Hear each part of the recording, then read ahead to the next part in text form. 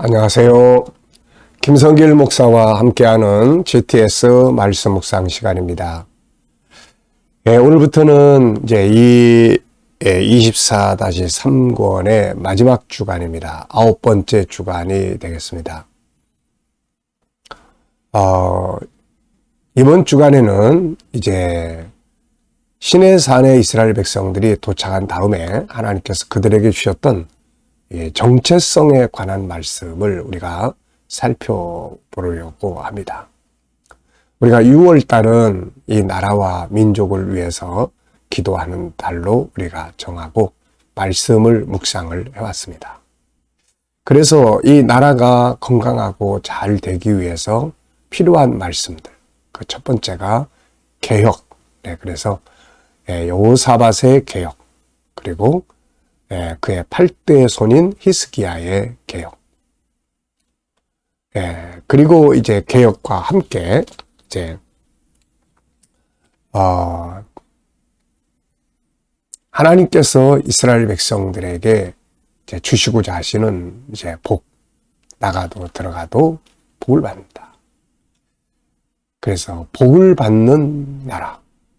그리고 이제 네 번째는 이제 어리석은 자가 되지 않는, 공산화되지 않는 자유민주주의 국가가 될 수 있도록 기도해야 된다. 그리고 이제 이번 주간, 마지막 주간은 이제 정체성입니다. 하나님이 이스라엘 백성들을 시내산에 불러놓고 내가 너희들을 왜 불러냈느냐.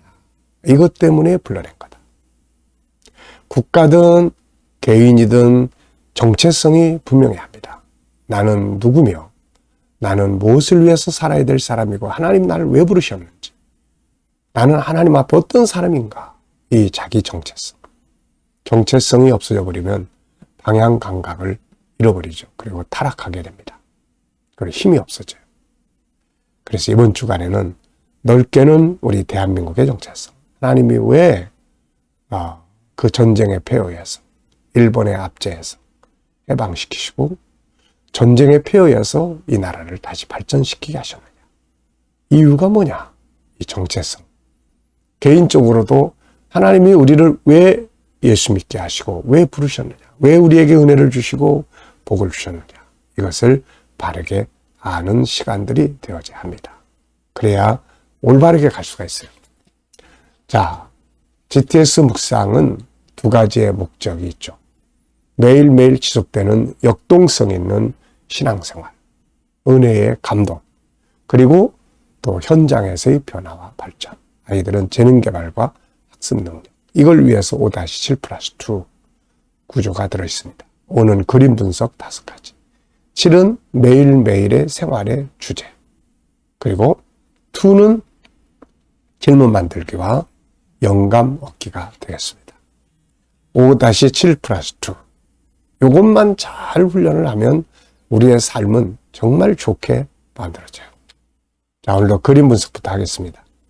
내용은 이스라엘 백성들이 시내산에 도착해서 광야에 머물고 있는 장면이죠. 하나님께서 시내산에 임재하시고 모세가 하나님을 만나고 말씀을 받아오는 내용입니다. 자, 이 그림 보시면서 제목 정하고 또 느껴지는 것 적어보십시오. 자, 우선 저는 제목을 이스라엘의 정체성 이렇게 적었고요. 의미는 이스라엘은 선택받은 백성이다. 하나님의 사랑과 은혜와 복을 받은 백성이다. 반면에 해야 될 사명이 있는 백성이다. 이런 의미들을 적어봤습니다. 우리가 복을 받는 것만 기뻐할 일이 아니라 그 뒤에 해야 될 사명의 역사도 잘 알아야 되는 거죠. 많은 사람들이 예수를 믿으면서도 받는 복만 좋아하지 해야 될 사명에 대해서는 잘 생각을 안 합니다. 그런데 하나님의 선택하심 속에는 복이 있고 사명이 있습니다.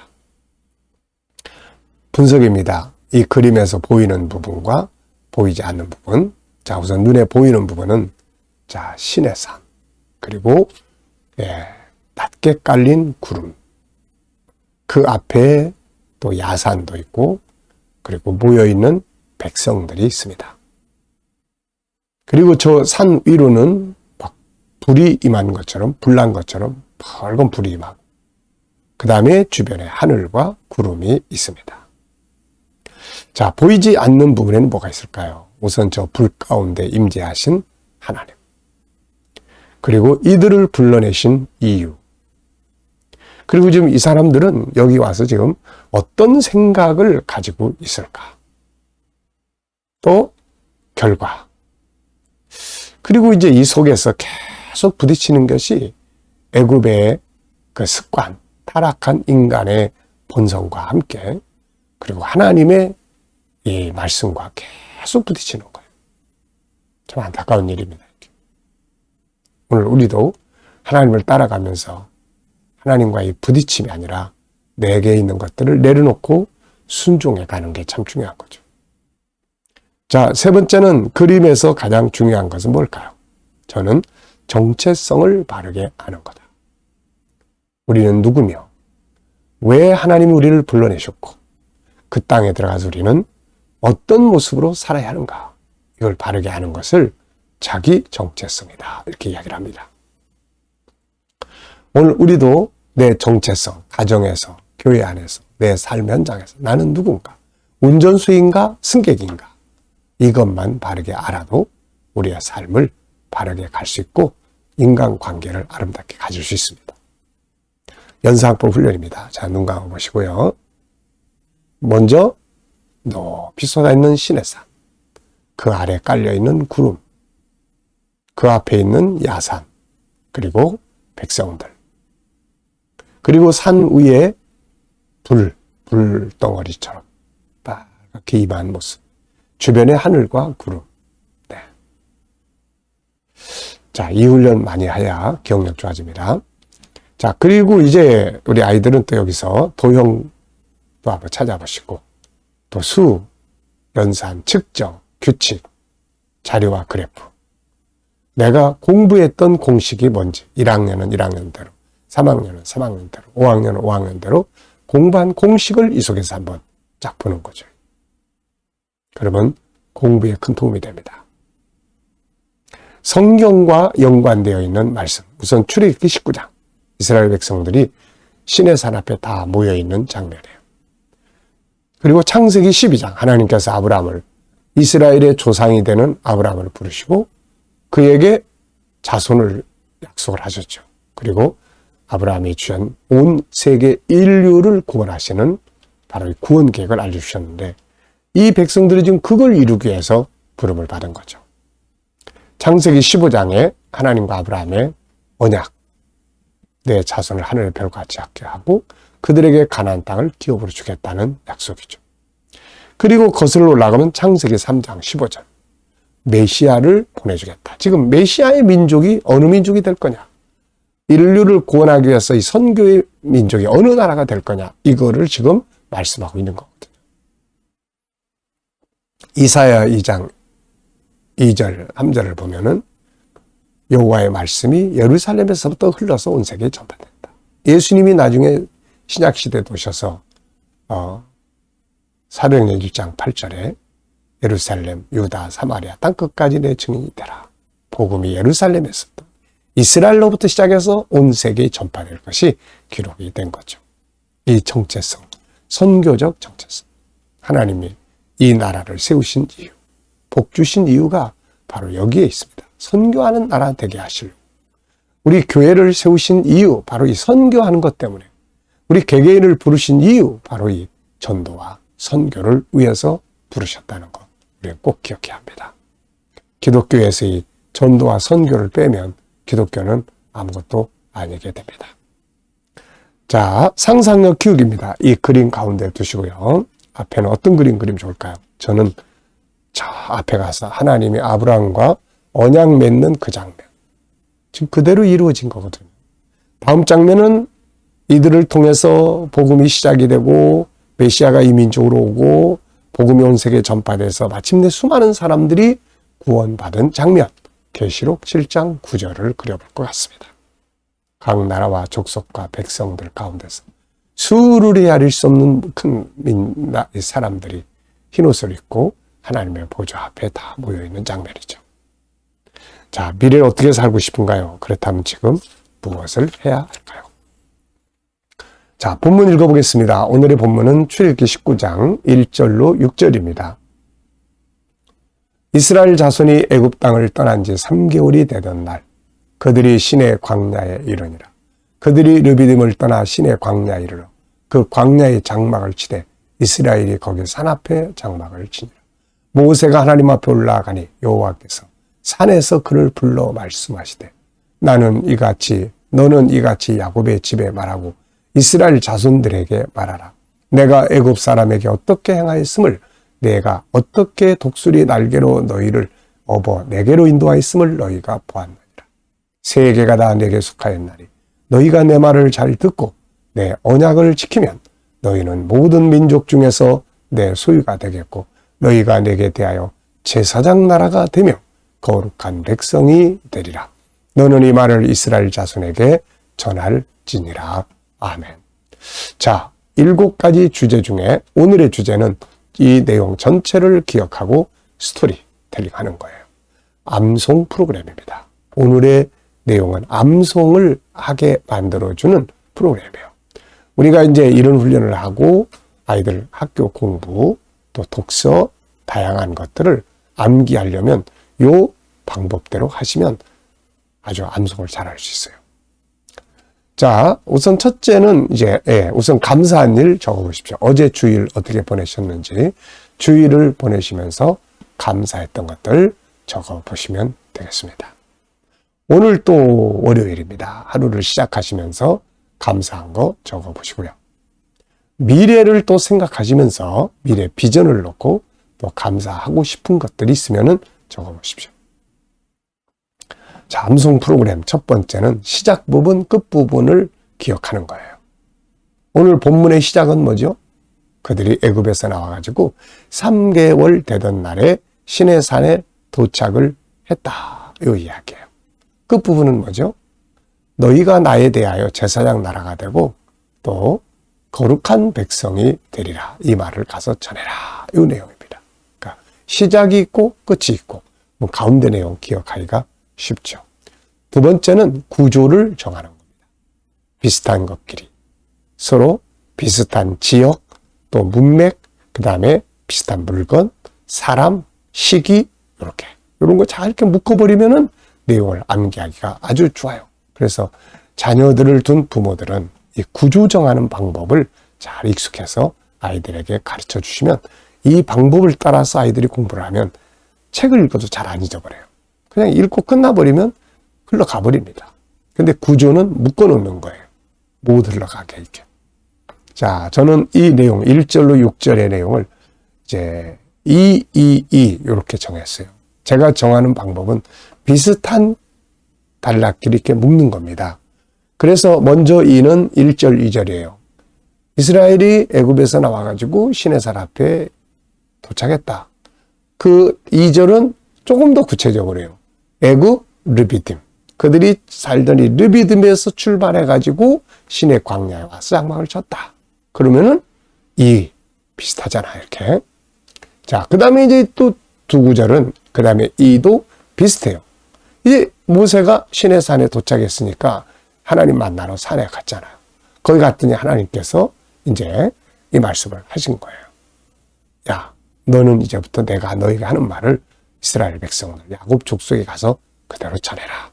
이게 이제 이예요. 그러면서 이제 내가 애굽 사람들에게 어떻게 행했고, 그 다음에 내가 독수리 날개로 어떻게 업어서 너희를 내게로 인도했는지를 보았다. 이입니다. 그 다음에 이제 뒤에 남은 이예요. 그 이는 세계가 내게 속해 있다. 너희가 내 언약을 잘 지키고 내 말을 잘 들으면은 세계 모든 민족 중에서 너희가 내 소유가 될 것이고, 그 다음에 내게 대해 제사장 나라가 되고, 그 다음에 또 내 거룩한 백성이 되리라. 가서 이 말을 전해라. 벌써 다 외워버리잖아요. 그러니까 우리가 이렇게 구조를 쫙 정하고 핵심 내용만 기억하면 전체 암송이 수월해집니다. 해보십시오. 그러면 기억력도 좋아지고요. 집중력도 좋아지고 그래요.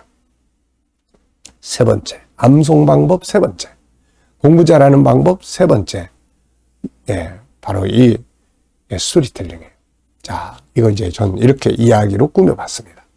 하나님께서 아브라함과 맺으신 언약대로 이스라엘을 애굽에서 건져내시고 가나안 땅으로 인도하셨다. 그리고 시내산에서 이 말씀을 주셨다. 이스라엘 백성들은 애굽에서 출발한 지 3개월째 되던 날 시내산에 도착하였다. 그들은 르비딤에서 출발하여 시내 광야의 상막을 쳤다. 이때 모세는 산에 올라가 하나님을 만났다. 하나님께서는 그에게 이르시기를 너는 이스라엘 백성들에게 가서 전해라. 내가 너희를 인도하기 위해 애굽 사람들에게 어떻게 행했는지 또 어떻게 독수리 날개로 너희를 업어 나에게 인도하였는지 너희가 직접 다 봤다. 세계가 내게 속해 있다. 너희가 내 언약을 잘 지켜 행하면 세계 모든 민족 중에서 내 소유가 될 것이고 내게 대하여 제사장 나라가 되고 거룩한 백성이 될 것이다. 너는 이 말을 이스라엘에게 가서 전해라. 자, 벌써 다 외웠잖아요. 네. 자, 제목 정학입니다. 제목, 본문의 제목.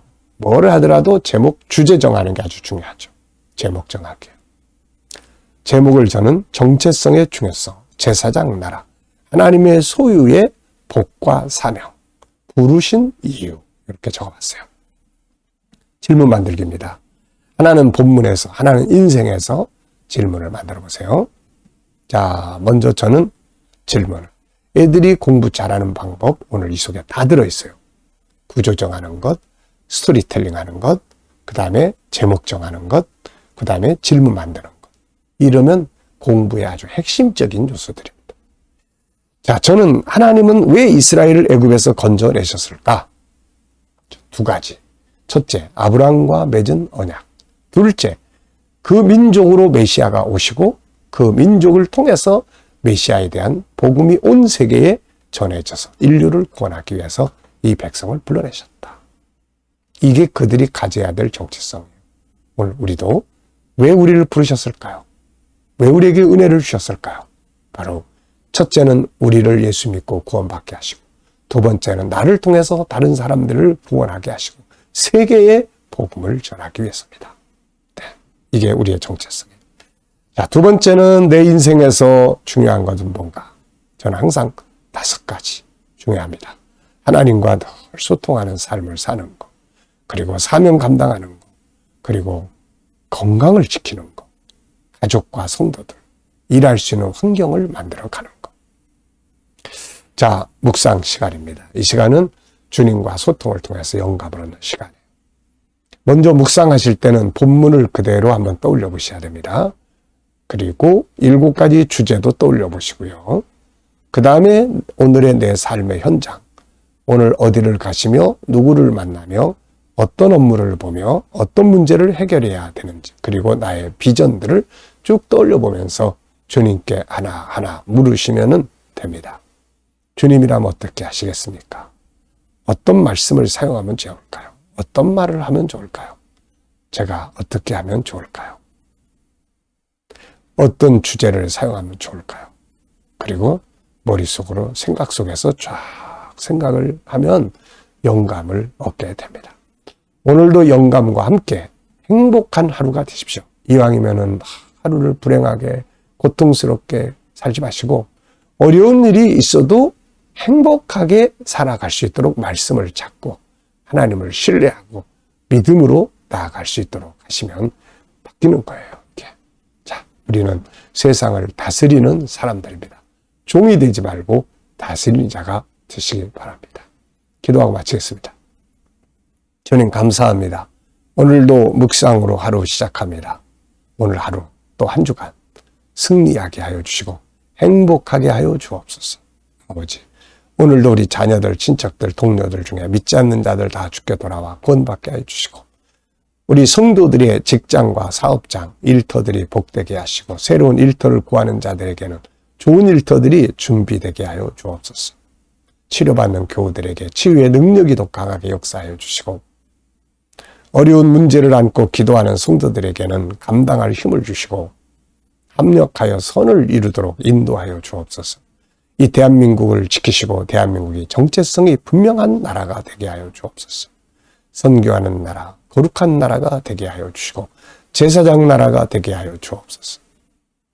온 세계 곳곳에서 복음을 위해 수고하는 선교사님들에게 은혜 베풀어 주시고 KDM 훈련을 통해서 천국 복음이 더욱더 온 세계에 전파되고 지도자들에게 지혜 주셔서 이 나라를 잘 이끌어가게 하여 주옵소서. 오늘도 하나님 우리 GTS 묵상 더 많은 교회들에게 보급되고 다음 세대를 양육하기 위해 사용되는 귀한 프로그램 되게 하여 주옵소서. 감사하며 예수님의 이름으로 기도하옵나이다. 아멘.